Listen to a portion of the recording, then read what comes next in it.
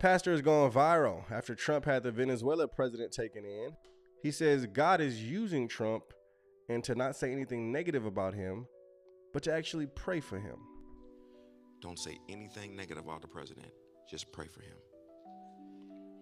Because God is using that man outside your understanding. You can only understand Donald Trump if you read the Old Testament and see how God used prophets to destroy. So guess what? On one side, Donald Trump is doing God's will, while at the same time, he's also producing the very vengeance that's going to cause people to attack us in the future. But it's ordained that way, okay? They are dancing so much in Nigeria because Donald Trump went over there for one reason and brought it with the United States military. He said, oh, you want to kill Christians? Wonderful. We're going to kill you. And we sent a bunch of military people over there, and they just started knocking down terrorists like you do at the bowling alley. He said, this is return for what you're doing to Christians. So the Nigerians are dancing. Then I woke up this morning and found out that Donald Trump then bombed Venezuela and kidnapped the president and his wife and brought them back to America. I was like, what? Do you realize how crazy this is? Your president said, y'all won't stop with the drugs over here. And I have known for decades, he gave him a chance. He said, okay, stop. We first gonna start bombing your boats. How many know for the last few weeks, our military have been bombing all the boats bringing drugs to America, killing your kids. They want evil in this country. They want drugs to keep the systematic. Never mind.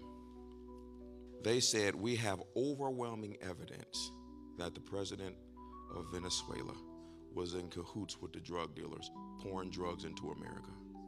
That is not something that you do, is you break into another country, bomb the man's home, and you take the president and his wife of Venezuela and then put them on a helicopter and bring them back to Brooklyn. This is crazy. But guess who's rejoicing? Y'all want to know who is rejoicing? The Venezuelans. So that should tell you something. Why is it every time, all the people talk about this man, but every time he does something, the people rejoice. And so you're making decisions based on emotions of what you think. You're not making decisions based on how God uses men.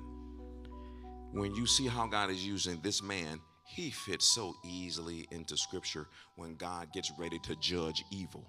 And the men that he always uses to judge evil are always crazy.